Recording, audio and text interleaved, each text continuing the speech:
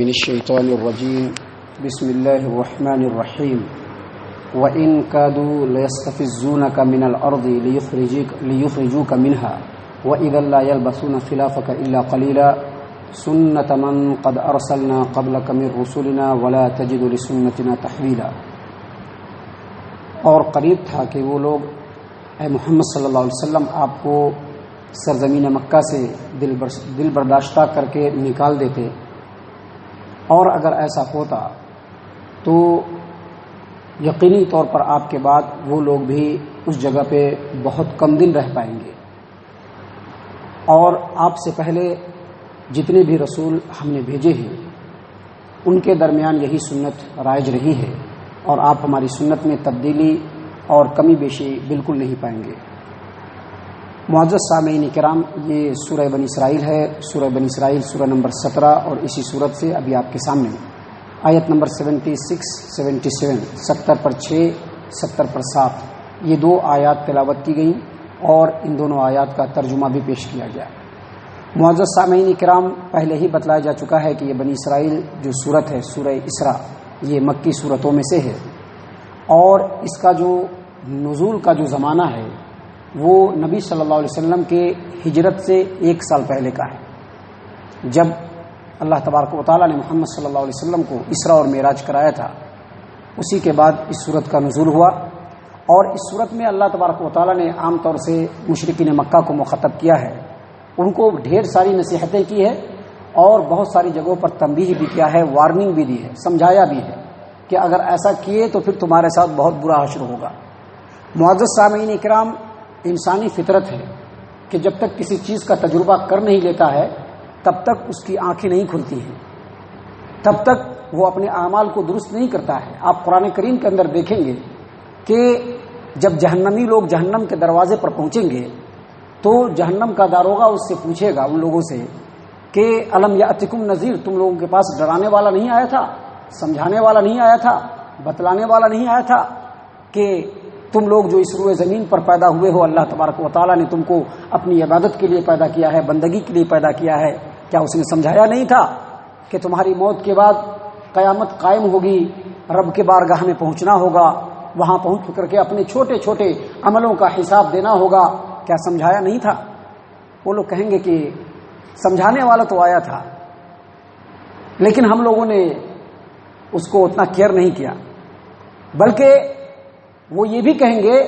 کہ لو کنا نسمع او نعقل، اگر سمجھانے والے کی بات کو ہم سنتے، سمجھتے، اس پر عمل کرتے تو ہم لوگ جہنمیوں میں سے نہیں ہوتے۔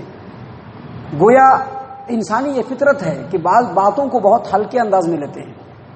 جبکہ صحابہ کرام کے زمانے کو آپ دیکھیں گے اور صحابہ کرام کے کردار کو دیکھیں گے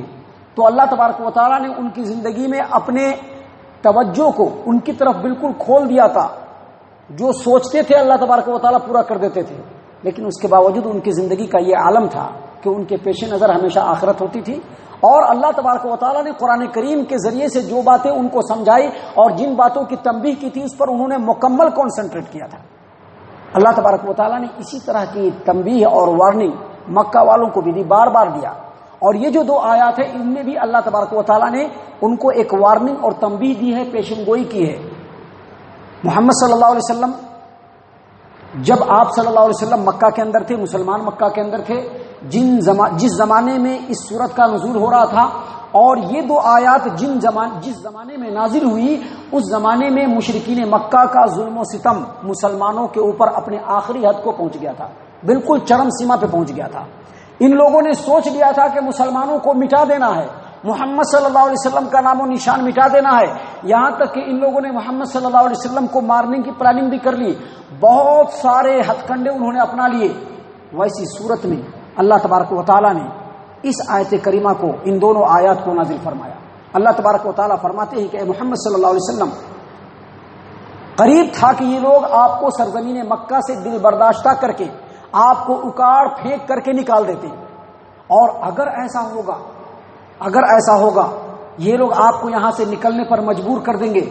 اگر آپ مکہ سے نکلنے پر مجبور ہو جائیں گے تو آپ کے جانے کے بعد یہ لوگ زیادہ دنوں تک مکہ میں اپنی چلت پھرت نہیں دکھلا سکیں گے، ان کا وجود مٹ جائے گا۔ یہ بات کب نازل ہو رہی ہے؟ جب مکہ والے مکمل ہولڈ میں ہیں، مسلمانوں کے اوپر ظلم و ستم کی چکی کو انہوں نے بالکل تیزی سے چلا رکھا ہے، اللہ کے رسول صلی اللہ علیہ وسلم کی زندگی کو دشوار کرنا چاہتے ہیں۔ ایسی صورت میں ان لوگوں کے سامنے اس آیت کریمہ کا نزول دراصل ایک تنبیہ، ایک پیشن گوئی تھی، جس کو سمجھ لینا تھا، سمجھنے کے بعد اپنے حالات کو درست کر لینا تھا۔ لیکن مکہ والے اپنی طاقت کے نشے میں چور ہو کر کے ان باتوں پر توجہ نہیں کیا، اور اس آیت کریمہ کے نازل ہونے کے 1 سال کے بعد محمد صلی اللہ علیہ وسلم کو مجبور کر دیا، مجبور کر کے مکہ سے مدینہ ہجرت کرنے پر ان کو مجبور کر دیا۔ آپ صلی اللہ علیہ وسلم مکہ سے نکلے، مدینہ پہنچ گئے، لیکن اللہ تبارک و تعالیٰ نے پیشن گوئی کی تھی، وارننگ دی تھی۔ آپ صلی اللہ علیہ وسلم کے مکہ سے مدینہ جانے کے ٹھیک 1.5 سال کے بعد، بغیر کسی پروگرام کے، بغیر کسی پلاننگ کے، اللہ تبارک و تعالیٰ نے مکہ والوں کو بھی اور مسلمانوں کو بھی بدر کے میدان میں جمع کر دیا۔ مسلمانوں کی تعداد 313، جبکہ مکہ والوں کی تعداد کتنی تھی؟ 1000۔ لیکن اس کے باوجود انہی کے ہاتھوں سے اللہ تبارک و تعالیٰ نے ان کو پٹوایا اور یہ بتلا دیا کہ اب وقت بہت قریب ہے کہ مکہ سے تم لوگوں کا نام و نشان مٹنے والا ہے، بلکہ پورے جزیرۃ العرب سے تمہارا نام و نشان مٹنے والا ہے۔ محمد صلی اللہ علیہ وسلم مکہ سے مدینہ ہجرت کیے، اور ہجرت کرنے کے بعد 8 سال کا صرف موقع گیا، 8 سال کا وقفہ ختم ہوا۔ اللہ تبارک و تعالیٰ نے انہی لوگوں کو جو اپنے طاقت کے نشے میں چور ہو کر کے مسلمانوں کو اپنے گھٹنوں پر جھکا دینا چاہتے تھے، انہی کے رحم و کرم پر ان مکہ والوں کو کر دیا۔ مکہ فتح ہوا، اللہ کے رسول صلی اللہ علیہ وسلم فاتحانہ انداز میں مکہ کے اندر داخل ہوئے۔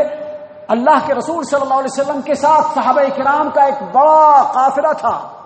اور سب اللہ کے رسول صلی اللہ علیہ وسلم کے ایک اشارے پر اپنے تلوار کو میان سے نکال کر اپنے دشمنوں کو ان کے انجام تک پہنچانے کے لیے تیار تھے۔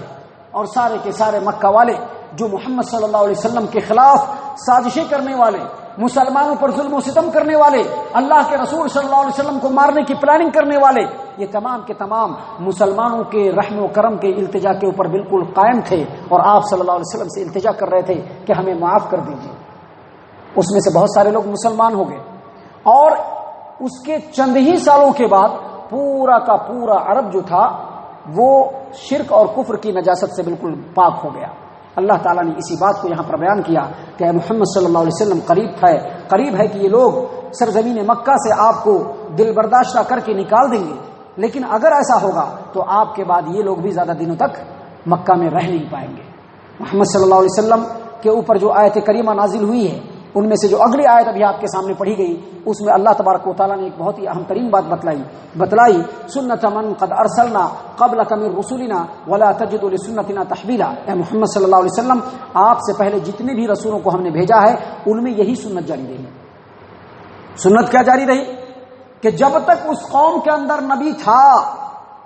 اللہ تبارک و تعالیٰ نے اس قوم کو عذاب نہیں دیا، چاہے وہ جتنا بھی سرکشی کیوں نہ کر لے۔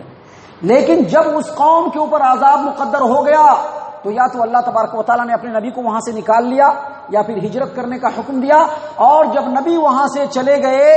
تو اس قوم کے اوپر اللہ تبارک و تعالیٰ کا عذاب آیا۔ اور عذاب 2 طریقے سے آتا ہے۔ اللہ تبارک و تعالیٰ کا عذاب جب کسی قوم پہ آتا ہے تو 2 طریقے سے آتا ہے، بہت غور و فکر کی بات ہے۔ پہلا عذاب اس طرح سے آتا ہے کہ اللہ تبارک و تعالیٰ ڈائریکٹ اس قوم کے اوپر عذاب بھیجتا ہے اور پورے قوم کو ملیا میٹ کر دیتا ہے، ایک صورت یہ ہوتی ہے۔ اور دوسری صورت یہ ہوتی ہے کہ کوئی قوم اگر اللہ تبارک و تعالیٰ کے خلاف نافرمانی اور سرکشی پہ آمادہ ہوتی ہے اور سامنے والے قوم کو ستاتی ہے، اس کو مظلوم بناتی ہے اور سامنے والے قوم کو بالکل مٹا دینا چاہتی ہے، تو اللہ تبارک و تعالیٰ وہاں سے اس قوم کو پیچھے کرتا ہے اور پھر اسی قوم کے ذریعے سے اس کو پٹواتا ہے۔ جس کو ہجرت کرنے پر مجبور کیا اسی قوم سے پٹواتا ہے، اور اگر ایسا نہیں ہوتا ہے تو دوسری قوم سے پٹواتا ہے اللہ تبارک و تعالیٰ۔ اللہ تبارک و تعالیٰ نے کہا کہ یہ اللہ کی سنت ہے۔ اللہ نے فرمایا قرآن کریم کے اندر، وَمَا كَانَ اللَّهُ لِيُعَذِّبَهُمْ وَأَنْتَ فِيهِمْ، اے محمد صلی اللہ علیہ وسلم جب تک آپ ان لوگوں میں رہیں گے عذاب نہیں دیں گے ہم آپ ان کو، اس قوم کو، لیکن آپ کے جانے کے بعد عذاب ضرور دیا جائے گا۔ مکہ والے اللہ کے رسول صلی اللہ علیہ وسلم کو ہجرت کرنے پر مجبور کیے، مکہ والوں کو مسلمانوں کے ذریعے سے ہی پٹوایا گیا، اور آج کے اس ڈیٹ میں مسلمان اللہ تبارک و تعالیٰ کے حکموں کی مخالفت پر کمر بستہ ہے تو اللہ تبارک و تعالیٰ غیروں سے پٹوا بھی رہا ہے، ستا بھی رہا ہے۔ طرح طرح کی پریشانیاں ہیں، دلوں میں خوف ہے، ڈر ہے کہ کہیں ایسا نہ ہو کہ یہ ہو جائے تو مسلمانوں کا بہت برا حال ہوگا، کہیں ایسا نہ ہو کہ فلاں پارٹی برسر اقتدار آ گئی تو اسلام کا نام و نشان مٹ جائے گا. اسلام کا تو نام و نشان میں نہیں مٹے گا. اور مسلمان بھی رہیں گے لیکن ہم نہیں رہیں گے. ہم نہیں رہیں گے کیونکہ ہمارا جو چلن ہے، ہمارا جو کردار ہے، اگر ہم اپنے کردار کا اپنے آئینے میں جائزہ لیں گے تو ہم اپنے دن بھر میں، اپنے ہفتوں میں، اپنے مہینوں میں، اپنے سال میں شاید 5% اللہ تبارک و تعالیٰ کی فرما برداری کر رہے ہیں. 95% ہم لوگ نافرمانی کر رہے ہیں. اور یہی وجہ سے ہمارے اوپر یہ معاملہ ہے، یہ دستور ہے، لوگوں کے معاملات ہیں، لوگوں کے ظلم و ستم ہے جو آج مسلمانوں کے اوپر آ رہے ہیں اور ایک کے بعد ایک آ رہے ہیں. اللہ تبارک و تعالیٰ سے دعا ہے کہ اللہ تبارک و تعالیٰ ہم تمام کو ان آیات کے اوپر غور و فکر اور تدبر کرنے کی توفیق عنایت فرمائے. ہم تمام کو صحیح معنوں میں مومن اور مسلمان بنائے، نبی اکرم صلی اللہ علیہ وسلم کی پیروی کرنے والا بنائے، اللہ تبارک و تعالیٰ کا بندہ بنا کر کے اس روئے زمین پر رکھے. اللہ تبارک و تعالیٰ موت دے تو توحید اور ایمان پر موت دے اور مرنے کے بعد مومنین کے صف میں شامل فرمائے، جنت الفردوس میں جگہ عطا فرمائے. اے اللہ ہم تمام کو جہنم سے پناہ دے. اے رب العالمین ہم تمام کو جہنم سے پناہ دے. اے مالک الملک ہم تمام کو جہنم سے پناہ دے. آمین یا رب العالمین. وما علینا الا البلاغ المبین.